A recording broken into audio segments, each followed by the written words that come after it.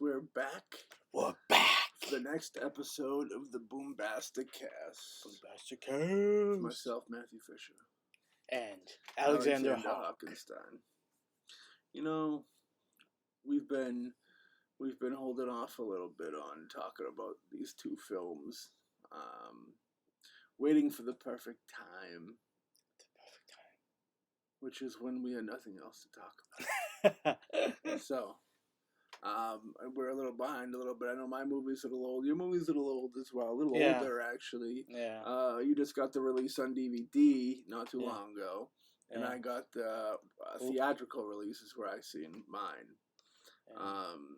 Yeah. But the one that you're going to be talking about, we actually briefly discussed. A little bit. Yeah. In one of the trailers that we were, excited about it coming out.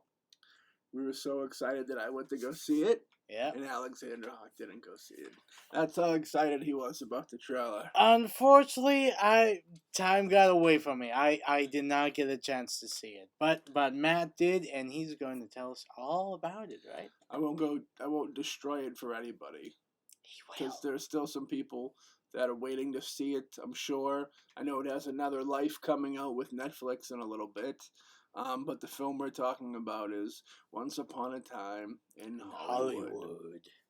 The newest film, I think the 9th film by Quentin Tarantino, writer and director. Yeah. I'm a big fan, as I've stated before, anticipating this film for a while. It is not your typical Quentin Tarantino movie. This is more of a character study, I felt, on two friends with the Leonardo DiCaprio part and the Brad Pitt part, which was very good. The way that it moved well, and it was like a buddy comedy for a little bit of the film. The last 20 minutes of the film got very Tarantino-like. Where, without giving too much away, our buddies, Brad and Leo, find themselves in an altercation with our other buddies, the Manson family. Oh yeah. And I mean, they're so crazy. They're so crazy. And helter skelter ensues. Charlie was in this movie very little, which surprised me. It leads me to believe that he'll be in more of. There's like a 4-hour cut coming to Netflix or something crazy like that. I know that he got a lot of backlash when the film was first announced. I think they even had they did the old heartwarming effect of announcing it on Sharon Tate's death anniversary. So people were very unhappy with that at first, which I can understand. But once you see the film, you'll understand there's no need to be upset with that move, because much like the way Tarantino likes to twist up history in a film called Inglourious Basterds. Yeah, if you don't know anything about history, how that film went out isn't how it really did. Half of that movie is a really good movie. Yeah, it's a good movie. And I think that's my least favorite Tarantino movie. But this film I thought was really good. A lot of people were praising it up to be his best film of all time. I don't know if I'd go as far as to say that. It was definitely a different pace for him. He stated that he thinks he might only do 10 films and call it a day. That'd be interesting. Leaving him one more. When he first said that, he first started saying that, I think, before this officially came out. And when this officially came out, I got a feeling like this was going to be his last film, because it was so well received. And him announcing that a film is his last film is not a good look for that film, because they're going to criticize it more, being at the last film, whether they just want to give him their last shot at him, or if they want to try and influence him out of anger of them being mean to his movie to go out and make another movie. I don't know, but I think It'll be very interesting. I know he wants to do a Star Trek movie or something, which is weird. I couldn't quite see him finishing his career on that. Well, I mean, don't get me wrong. I like Tarantino, Yeah. but I mean, Tarantino directing a Star Trek film is like, having a caramel sundae and hamburger and putting it in the blender and then drinking it. Both of those I love, but together just doesn't quite mix. Um, I really don't see it What being doesn't mix? a hamburger and a sundae. I've seen you mix those things. Not in the blender, and I So- did not drink it. So why doesn't it mix though? How do you with Tarantino and what? And Manson? No, Tarantino and Star Trek. I don't get into Star Trek, so I wouldn't know. Well, I mean, the thing is, I'm not Mike Calvin, Deep Space Nine over here. hey, listen. I've been a big fan of Star Trek. I bet. For years, Yeah. and I can see that. And also a fan of Could Tarantino. play that off. Yeah, could imagine that. And a fan of Tarantino, Yeah. but a Tarantino Star Trek, I don't think it would work, honestly. But now if Tarantino wanted to do like a sci-fi film that was his own thing, then I'd be totally behind that. I mean, he could do a sci-fi film that is, let's say, inspired by Star Trek, but going into a franchise like that, especially if he wants to do his last film, I don't think that's a great move. Just my personal opinion. And what Tarantino does best is films like Inglourious Bastards, Kill Bill, and those and Reservoir Dogs. Using Inglourious Bastards is a bad example. Okay. Reservoir Dogs, Pulp Fiction. See. Bill. I like Kill Bill though. I liked Inglourious Bastards. He likes Pulp Fiction, but we both differ on the other ones. Jackie Brown's good. But like I said, Django was really good. Yeah, I really loved Django, Yeah. And also I enjoyed Hateful Eight. I really liked Hateful Eight. But like I said, I just don't see it working. I mean, the styles and all that. But if it happens, I am curious to see how it would turn out. But I just don't right now see the two type of styles really meshing together for a cohesive, film. What, him doing Star Trek? You still talking about that? Yes. I think that if he did it, he'd do it. It'd be good. I have faith in him enough to know that it'd be good. You know what I mean? I just don't see him finishing up his career on it. Yeah. Well, he wanted to do a horror movie too. When you said he should do like a sci-fi movie, he has stated that he would like to do a horror movie. Oh, then I mean, I'd be totally behind that. I think he would do an awesome horror movie. I just don't see a Star Trek film directed by him, because the way I see it is that, I think that the problem when you're going into a franchise thing like Star Trek, whether Star Trek, Star Wars, Lord of the Rings, whatever, is that you have such a fervent fan base that have their own specific ideas and rules of that franchise, and if Tarantino was to do it, he's going to totally change it up. He'll make it his own, which is his right and would be cool. But when you're going into a franchise like that, all it's going to really do is it probably tick off the those who are the huge fans of the franchise, and those who are fans of Tarantino films, I don't think would connect with it. But I mean, that's my personal opinion. Okay. I mean, I might be wrong. I mean, it might be actually the best Star Trek film ever, but I bet it would be the best Star Trek movie ever. he would say that because he's not a fan of Star Trek. Right. So, you know. It's true. It's happening, I believe. So Yeah, well, we'll see. it's funny because I've heard that it's on, I heard that it's off, but, we'll see. I guess we'll see. Okay. All right. Abusive. Yes, I am. So yeah, Once Upon it had a lot of cool cameos in it.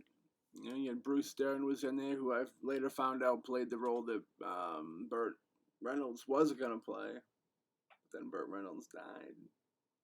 What, in Hateful Eight? In a movie called Once Upon a Time in Hollywood. Oh! I didn't realize that. That movie we're talking about. Well, I mean, I didn't know that Burt Reynolds was even considered for that. In it. Yeah, then he died. Oh, okay. I didn't know that. Luke Perry was in the film as well. Then what in Once Upon a Time in Hollywood? Yeah, then he died. Okay, I didn't know. He actually made it into the film. Oh, he did. What was his role? He was It wasn't big. It would. I don't remember anybody historical. It was just some guy in there. He played Pike. They brought back Pike. They brought back Pike. Al Pacino. Oh yeah, Al Pacino. I'm forgetting some, I'm sure. I do have to say, going back to what we were talking about before with Manson. Yeah. Now, the actor who played Manson in Once Upon a Time in Hollywood. Correct. He was. He also played Manson in the second season of Mindhunter. Okay. Yeah.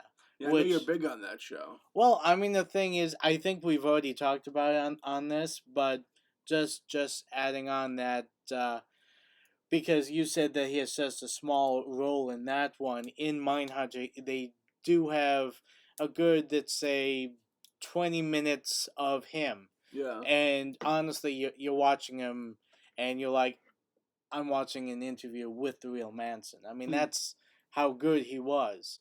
So, I mean, if and like he said that Netflix is going to be bringing like a 4-hour uncut or something of that film there. So hopefully it has more of that actor, because it is a shame with how well he was in Mindhunter that they didn't have him more in Once Upon a Time in Hollywood.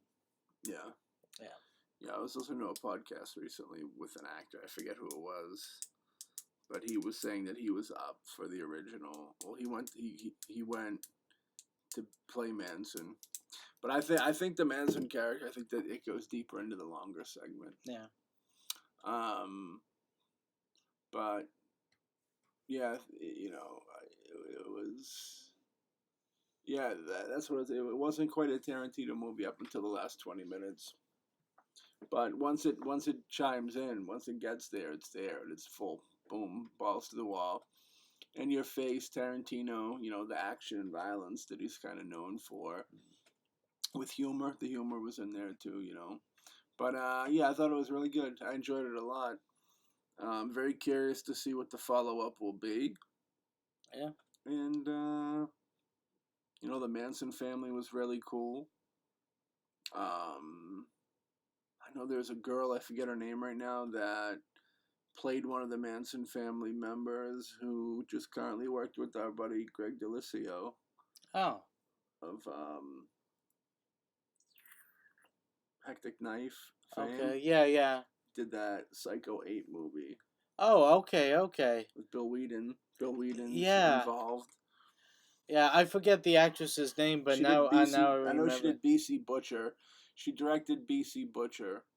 And I am having the worst trouble remembering her name at this moment. But she was in. Yeah, I like the Manson family. I've always been interested in them. I find it very interesting, the whole ordeal. So I was excited to see that he was tackling it, but didn't really get too deep into it. It was more of just a buddy movie. Definitely recommend checking it out when it comes out. I think people will like it a lot. People are already really digging it. A lot of people saying it should be Best Picture. which means they'll give him best screenplay and give somebody else best picture. But Yeah. Well, I'm gonna continue to think and remember who that was on the podcast.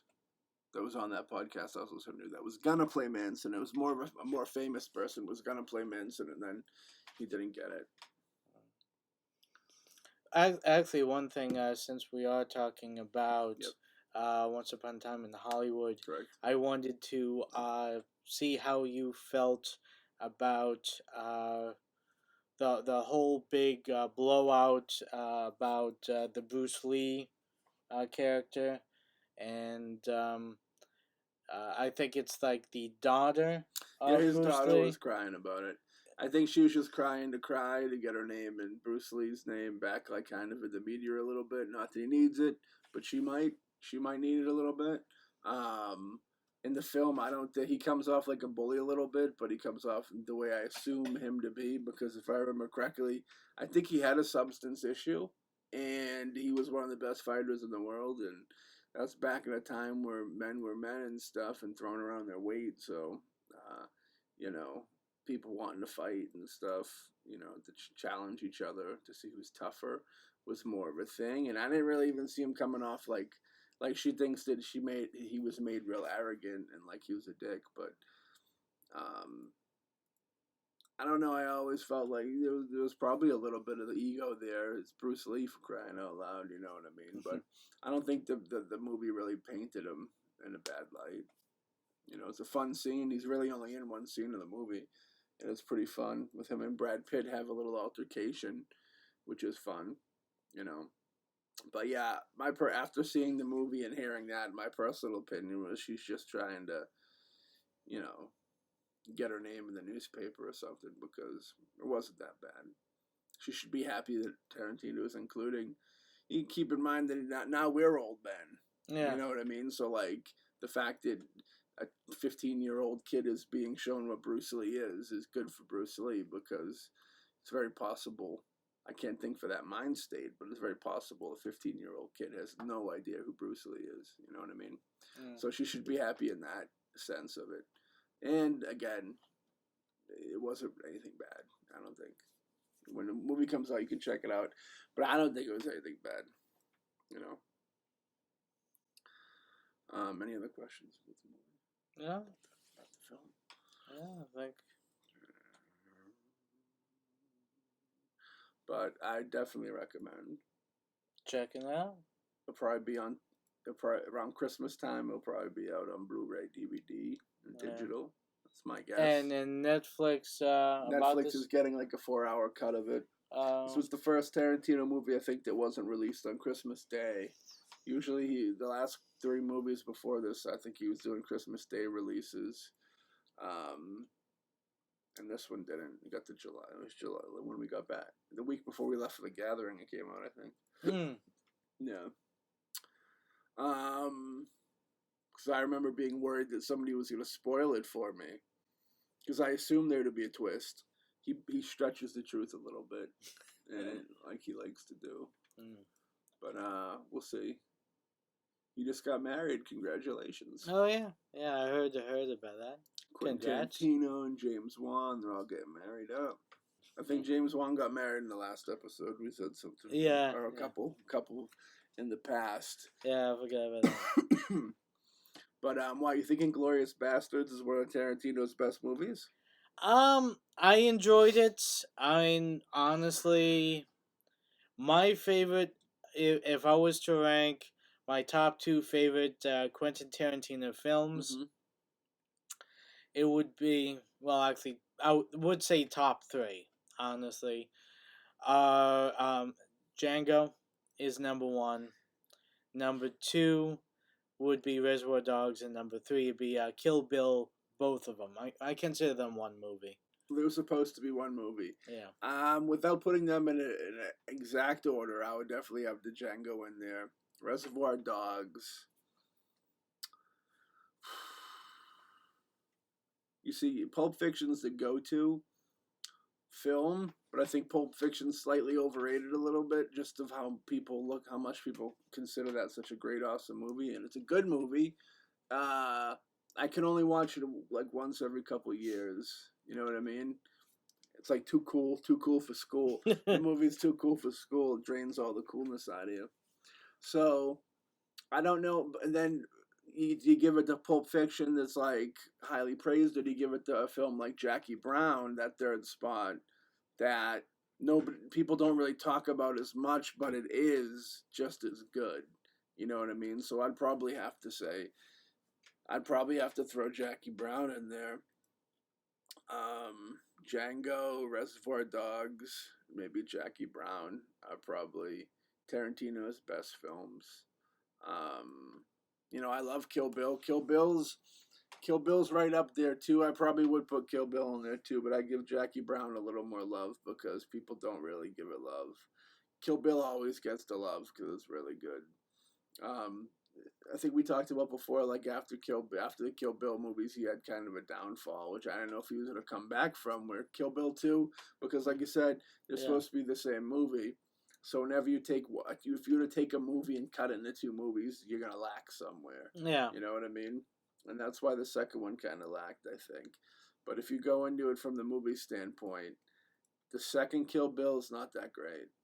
Yeah. Falk, and then from that, I think goes into Death Proof, which part of the Grindhouse thing with Planet Terror and Robert Rodriguez. Which Death Proof, I went back and watched recently, and I like it more now. But when it first came out, I was like, nah. I mean, it's not like they're not terrible movies. It's just you expect a certain thing from Tarantino because he's one of the better filmmakers making movies. You know what I mean? So what you expect to be entertained and have fun and all that good stuff. So then when Death Proof came out, it was kind of like, ooh, a little fizzle. And then Inglourious Bastards came out. And for me, like like I said, half of that movie is really good. Like the stuff with Brad Pitt and going around, scalping people, scalping the Nazis and stuff like that. Part of it was really cool. And the part with Christoph, like when he's in the beginning when he goes to the house and stuff, and like all those crazy scenes, like those are cool. But when it gets to the point of the girl with the theater, like fucking hits the like stop sign, poof, gets flat tires. They throw out like the strip to pop the tires, and it just slows down and comes to a dead halt. And I think from that point on, the movie is really like not enjoyable at all, not entertaining.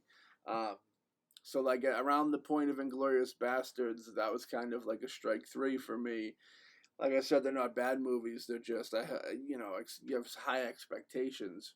So after those three, I kind of thought the magic that was Quentin Tarantino was kind of gone. He had a good run, but like he's kind of it's over for him a little bit, or he's just gonna kind of teeter out into a mediocre filmmaker. Then they're entertaining, but they're not like you don't want to buy them when they come out type deal. But then he did the Django, which flipped it. The Django flipped my whole opinion on him again. Back to I thought the Django was really great, and I thought that was like his big return. Kind of like when the Coen brothers did No Country for Old Men, where they kind of not really dwindled off. I think their stories just got more obscure. I think, which is something that interesting comment for a Coen brothers movie to say, but I think that their stories just got a little less Coen Brothersy, and then they returned with No Country for Old Men, which was a masterpiece. Brought it back to like blood simple. Criterion even has a release of it. You pick it up. Really cool film noir thriller. Some of that crazy camera work that they got from Samuel Raimi himself. But yeah, No Country. So yeah, he redeemed himself with that. And then going into after Django is what, Hateful Eight, right? Yeah. And then Hateful Eight. Hateful Eight was a fun movie. You got to add the element factor of the roadshow and stuff with the 70 millimeter and how he's still trying to make things fun for film fans, for purists that enjoy the old celluloid film and the experience of going to the theater and stuff. You're trying to keep it fresh for them. So did the road show. No road show for the new one though. They just went straight to theaters. Once then that fall, so that was good. Usually with the mystery movie, which I think was what Hateful Eight was a mystery movie. Usually when the jig is up and the mystery's up, that's kind of the end of the line. It's kind of like I heard somebody once to talk about music, and I like to use this for film too, where they say the quality of what you're taking in, it's like fast food. You could take something, music or film, that's just kind of poorly made and mass consumption, and you watch it and it doesn't fulfill you. You eat it, you go, okay, you throw it in the trash. You don't need it anymore. But if you go and eat like a real meal, actually, your nutrients, it's good for your body, keeps you going. You know what I mean? Yeah. That's like the solid stuff. So like the fast food, quality of art, so to speak. I don't know where that came from at all, but I said it. Yeah. But QT, yeah, back in action. Yeah. And then Once Upon a Time in Hollywood, Hollywood, or Hollywood, Hollywood. or Holly couldn't. Holly couldn't do what? Oh. What wouldn't Hawk let her do? But yeah, I definitely recommend it. One of these days we'll do a Tarantino. We're gonna do a coming up. No teasers coming up. We're gonna start another segment, which we focus on filmmakers and their films as opposed to actors in their top 10 after their dead list. So we'll have Tarantino for that, which he's only done 9 movies, so it'll be nice. But then we'll venture into certain things like True Romance and Natural Born Killers and From Dusk Till Dawn and stuff like that. Yeah. But yeah, I really enjoyed it. Do I think it was the best movie of the year? I don't think I'd go that far. I do need to watch it again to give it the full digestion. But we'll see. I still think that Joker has potential to be the better movie of the year. So we'll see. We'll see how it goes. Yeah. Which that's coming out soon too. That's coming out in like a few weeks. Yeah. So we're looking forward to that. So that was my opinion on that. This whole segment's kind of. I don't think we even announced what we're doing, Hawk. So like we'll tell them now. We were just. I seen a movie that Alex didn't see, and Alex seen a movie that I didn't see. So we're giving a little review and burping. So now, the man, the myth, the legend, the legend, the handsomest guy in the universe, Alexander Hawk. What movie are you going to talk about today? Well, the movie I'm going to talk about today actually is Brightburn. Ooh. Brightburn. Did it burn bright? Yes, it did. Okay. Did it glow? Yes, it glowed. Would it be glow burn? Glow burn. Okay. Bright glow. Anyway, yeah. It was a good film. I liked it. I picked it out when it came out on DVD. Was it heavy? Yes, it was. Okay. It was really heavy. I had to use all my super strength to pick it up. Very deep. Yes. Okay. Deep like a well. Well, what I liked about this is, it takes the iconic origin story of Superman and they put it on its head. Yeah. And I really liked how they did that. They take the idea of, a kid, baby is found by this couple who couldn't have kids. Baby? Yes, a kid baby. Instead of a baby kid. Okay. Because a baby kid is a goat. I'm going to get kid baby tattooed across my neck. Okay. Okay, kid baby. But anyway. Yeah. So they find this baby in the spaceship. They decide to raise it as their own. And I think he's like 12, 13, around that. And he starts kind of, sleepwalking and is drawn to. They kept the spaceship in the barn, and he's kind of drawn to the padlocked door where the spaceship is hidden. He doesn't know what's going on, and of course the parents haven't told him the truth behind him. And what I really liked about it is standing behind him. Yes, standing behind him, like I am right took now. Truth took physical form. Yes, truth took physical form. Okay. As I was trying to say. Yeah. Anyway, what I liked about it is that the idea of nurture versus nature when it comes to children, because I mean the whole idea of Superman, I really think, which is what they pushed, was the fact that he was an alien, and because he fell into, of course, at that time Kansas, and Kansas has always been kind of used in as kind of the wholesome American value kind of homestead, and thing is that the parents give him the whole American good and right values and all of that to raise him, which they kind of mirror in Brightburn. But when he gets to 1213, the ship starts talking to him, and then the nature. 1213. Hmm? The time. He's 13. Okay. Age. 13, 12, 10. 1213. You were speaking in code. Now, I don't know what his exact age. 12, 13, thereabouts. But you find him attractive? No, I did not. Anyway, the older. Yeah, funny. Anyway, the point I'm getting at is that he's going into adolescence, and of course using that as the basis of everyone changes when they hit about that age, and by doing that he starts to change with the the ship's talking to him, and then he starts realizing stop doing that. You are such an asshole. So he starts realizing that he actually has this power, that he can't be hurt, that he can, fly and all that. And he also realizes and finds out that he is not human. And instead of like in the Superman comic books, kind of like takes that like, oh, I take my upbringing and the fact I'm this and kind of combine it, he kind of is like, oh, then I'm better, I'm superior than those around me.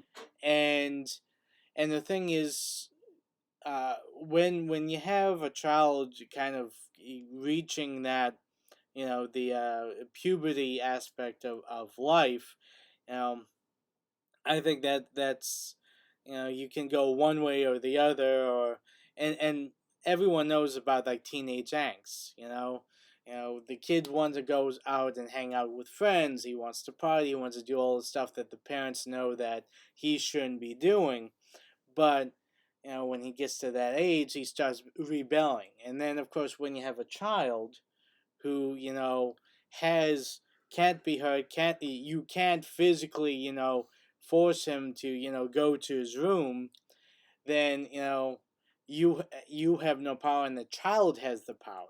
And when you have someone who is just working out of instinct and the ego aspect of one's mentality, a lot of crazy and bad shit can happen, and that's where they explore. Did he get physical with the parents? Yeah. Beat him up? He didn't get physical with the parents till later. He first actually gets physical with there's a girl that he actually ends up being interested in, and first he actually goes over to her house and kind of hovers and looks into her bedrooms. He sees it, so he kind of gets Pike. Pike. Yeah, kind of like some Pike stuff. Yeah, some Pike stuff from Buffy the Vampire Slayer. Luke Perry. Luke Perry's back again. Luke Perry died. Yeah, well, only on the physical plane. Pike's dead. Okay. But anyway, going to the end, of course, he sees it. He starts freaking out. There's a part where, you know, they're doing a trust fall, and C lets him fall, and because he's now scared of him, that the fact that he actually came to her house, and he actually crushes her hand, and her mother comes over, and of course lays it into the parents and the kid about Lays it in? yells and screams at them about hurting her daughter, which is rightfully so. And of course his response is, because he sees the mother as a barrier from him being or seeing the girl he's actually interested in, he goes and he does some nasty shit to the girl's mother. Yeah. Kill her? Yeah, he kills her. Really? Yeah. There's actually two things I think Matt would be interested in, since this is a horror film. There's really only two really good gore effects in the film. One's killing the mother. Well, not. I mean, the thing is, you don't physically see him kill her, but you do find her gutted at the end of the movie. Oh, at the end? At the end, you see her, like trussed up and the inside ripped out. Sounds like a movie I wrote. It's waiting to happen. Well, James Gunn stealing again. His cousins or something wrote it. Did you pick up on that? It was two Gunn. It wasn't Sean Gunn. Yeah. And it wasn't James Gunn, even though they were all a part of it. But there was two other Gunn boys that are, I don't know, either if they're brothers or if they're cousins of the famous Gunn family, or but I picked up on that because I thought James Gunn wrote it. I thought that was the deal. He wrote it and produced it, like that like that Office movie he did, that the Belko experiment. Yeah. So, but because the whole take on this movie, it's like, what if Superman was a bad guy, right? Yeah, but here's the thing, that idea has always has been done before, where you did in the Injustice League in the comic books. You have a new comic book series that's actually now a TV series called The Boys, where you have, if Superman and the elites were created by a corrupt company. But this one, I think, is a lot better in the fact that it's not a man. It's not a man. It's a boy, okay, which makes it scarier. Because first of all, when you have an adult, he has agendas, he has a strategy and all that. But with a kid, it's all on impulse. I mean, he likes a girl, so he goes and sees her. She upsets him, so he breaks her hand. I mean, even with the character Homelander from The Boys, is that while he is a selfish, crude, and horrendous being, he does think certain things out. Whether you agree with his choices or what he decides to do, there is a thought process. With this boy, the thought process is very, I want her. I don't want my uncle to tell my parents. I kill him. Okay? There's not a lot of well, if I do this and that, or I just kill my mother. How do I hide the bodies? There's a plane coming over. I destroy the plane, crash into my house, and then you have this huge death toll, but it covers up the fact that he just killed the sheriff and the deputy and his mother and his father. He killed his parents? Yeah, he killed his parents. So he doesn't like the parents? Well, it's an accident thing. No. The thing is that he kills uncle first, okay, and his parents realize actually his father realizes first. His mother wants to say that you're overreacting. My son would never do that. Right. And the father decides the only way to stop him is he has to kill his son. So he takes him out hunting. And of course, the father does not totally appreciate or understand his son's abilities, so he tries to shoot his son in the head with a rifle. Because he doesn't understand the abilities. That's what's wrong with America today. Okay. So he shoots his son in the head, and of course it just doesn't do anything because his your dad told me about you. Oh, yeah. He shot you in the head and it didn't do anything. Yes, he did, and that's why I hang out with you. I'm mentally mucked up. Wow. But anyway, so he ends up actually using his laser vision and melting his father's head. Really? Yeah. Yeah, and then of course his mother realizes that the only way to hurt her son, because her son cut his finger while touching the sharp edge of the spaceship, is the metal from the spaceship could penetrate his skin. So she tries to lure him in, and she knows that she had to kill him, and of course he does it too slow. Son realizes what his mother's trying to do, and he flies her up to the sky, drops her. You know, it kind of reminds me. Have you seen the Twilight Zone movie? I think I know which one. It's a little girl that has a little boy. Yeah. A little boy that has the power, and of course his family is terrified of him. Yeah. And I mean, the thing is, anyone who's seen like Children of the Corn, Village of the Damned, other films where you have either possessed children or children that have supernatural abilities, it's terrifying when you have a child that's just acting out of instinct and whatever they want or need at that time, they just do it because they have the power to do that, is extremely terrifying. And that's one of the things I liked about this, was it's dealing with the fact that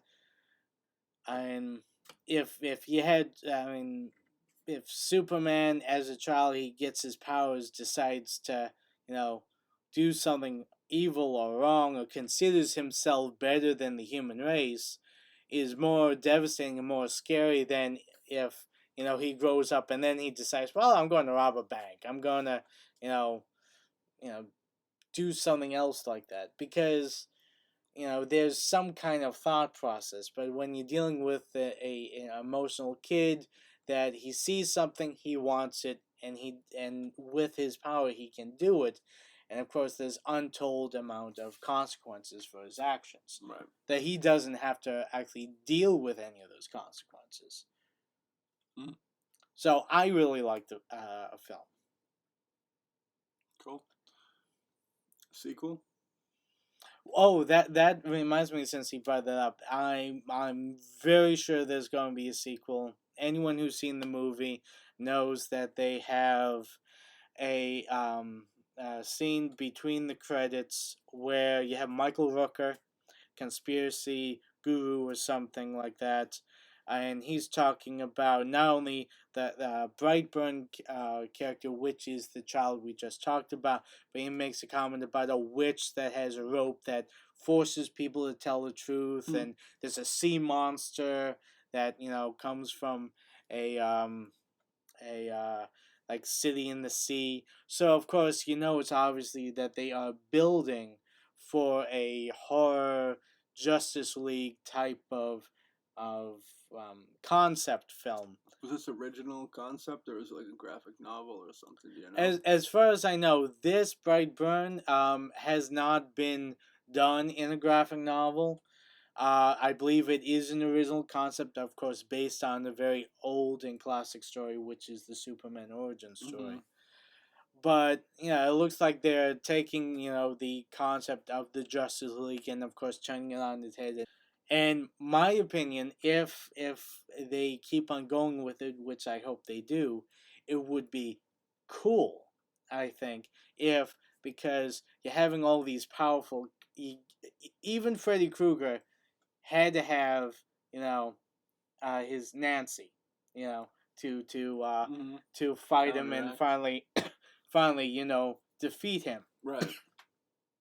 So Brightburn needs needs his Nancy, which Do they name him Brightburn?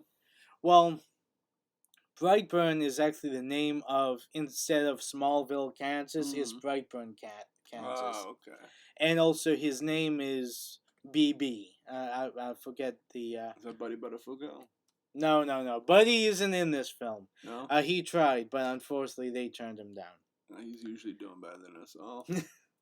But it goes. But what I think would be great is that if they do another one, since they are doing horrific versions of the superheroes, have like the hero like a Lex Luthor type, you know, have like a a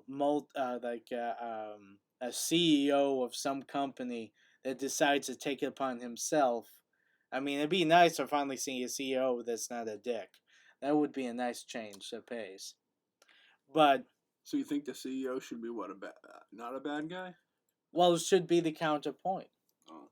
Okay, I mean, they definitely have the Michael Rooker as kind of the conspiracy theorist guy on the video, but I mean, was he in the movie before that, or is it just a cameo at the end? Well, it's just a cameo in the end. Okay. I mean, that's all you see of Michael Rooker. Yeah.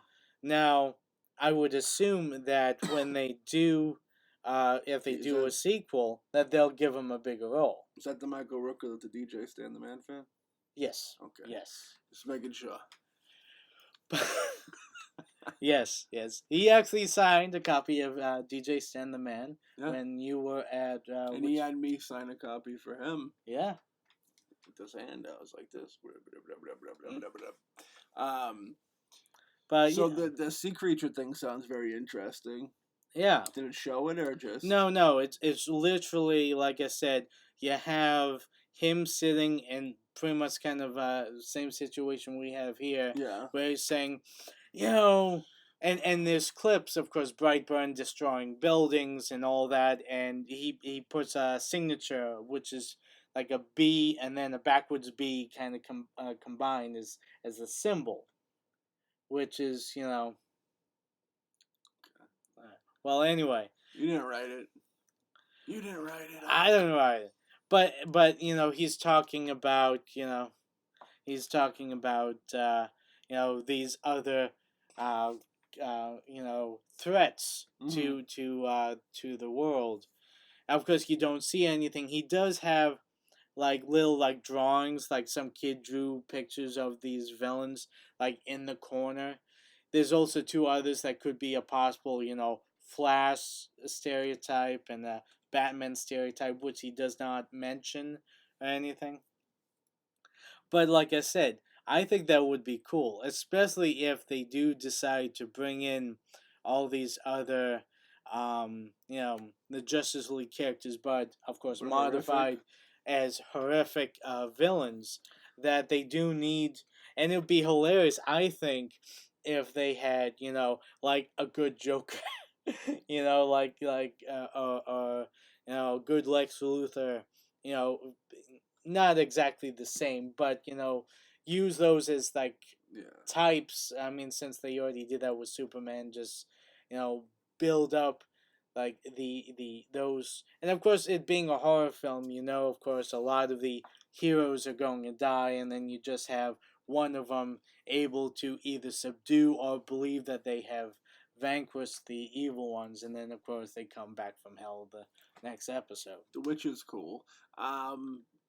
The rope that tells the truth, though, isn't that cool? Well, I mean, it makes you tell the truth. That's lame.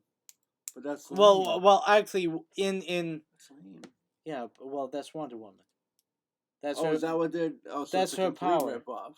Yeah. So it's like completely ripping off things. Well, actually, actually, now I remember. It actually says witch that strangles her victims, but it's supposed to be a tie-in to Wonder Woman. I wonder if the sea creature will be like huge. It'll be like Jason Momoa, like a Hellboy thing. Like Geek fights. It'll be Jason Momoa. But Probably. But yeah, I mean, it's like I said, I thought it was cool. I think it has a lot of potential, and I think it's a cool way. I mean, of course, they were pitching it as now horror has their new superhero. I mean, that's like their tagline for Brightburn. I don't know if they need their own superhero though. That's the thing. Yeah. Well, I mean, it's one of those things. Superheroes are so big and popular right now that I mean, that's why everyone is trying to find their own take and their own versions. Well, he's been accepted back into the world of Guardians of the Galaxy, right? Yeah. So he don't even need to make superhero movies anymore. Just do the Guardian. He's doing the Suicide Squad 2 movie. Honestly, to tell you the truth, that one I am interested in seeing, because I mean, right now with the cast he has assembled, Mm-hmm. and from at least the promise from what I hear is that it's. I mean, there's going to be a reason why it's called the Suicide Squad. Okay, which is one of the problems I had with the first one. Don't call something the Suicide Squad when you only have two characters that die. Suicide is painless. Suicide. Have you ever heard that song? Yes, That's Mash. the jam. Yeah, Suicide is painless. That's not the version they play on TV.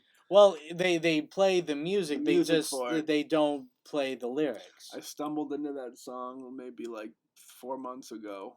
I said, "This is a dangerous song. This is like one of those weird songs you hear that's like super dark."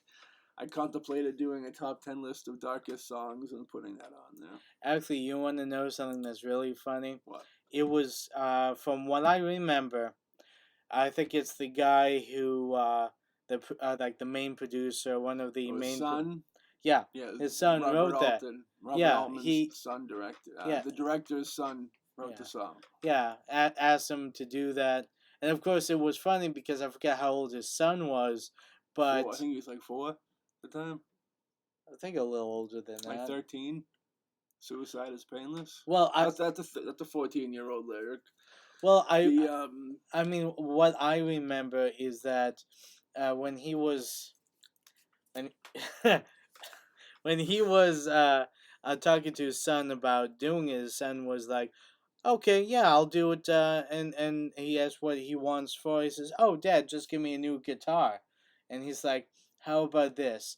I'll make sure you get residuals from the song." And of course, that song became so iconic that his son made a good lot of money off of that. He was spoiled anyways. You think he needs another guitar? He needs royalty checks when the father's gone. When the Altman family is when he's just playing video games and smoking weed instead of working. Yeah, well, I wish we all could do that, right? Only if you're an Altman. Robert Altman, the Altman family are good people. They're fans of the show. Yeah, that song's very dark. Have you heard the whole song? That's darkness. I don't remember all the lyrics of the song. I mean, I do remember "Suicide is painless." It brings on many changes. Suicide is painless. It brings on many changes. And I can take it or leave it if I try. Yeah. Try. Yeah. It's dark, yeah. But we're gonna do a cover song for that'll be our opening song. Our opening song for BoomBastiCAST. Very fitting. Very dark song though, yes. So Brightburn, you're looking forward to a nice sequel. That'll make you happy. I think that would be I think that'd be cool. Who directed it, do you know? I forget who directed it, unfortunately. Right, nicely directed. Look good. Yeah, I liked it. I mean, actually going back to, I mean, one of the downsides about, doing a superhero movie is that a lot of it is, of course, special effects. Mm-hmm. And, of course, when you doing with horrific things, it kind of takes you out of the movie and not believe what's happening really is happening. Yeah. But there was 2 great gore effects. One was when he goes after the mother of the girl he was interested in, he explodes like the lights and she's looking up, and there's a shard of glass that goes and punctures her eye, and they actually have a close up of her literally pulling out the shard from her eyeball, which was really cool and well They done. get to you? Actually, the one that really did get to me was when the uncle threatened to, you know, take tell his parents that he was, hiding around his house.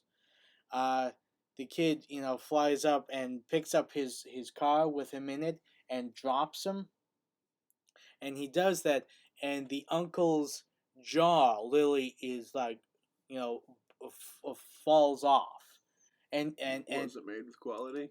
it looked good. It actually looked legit.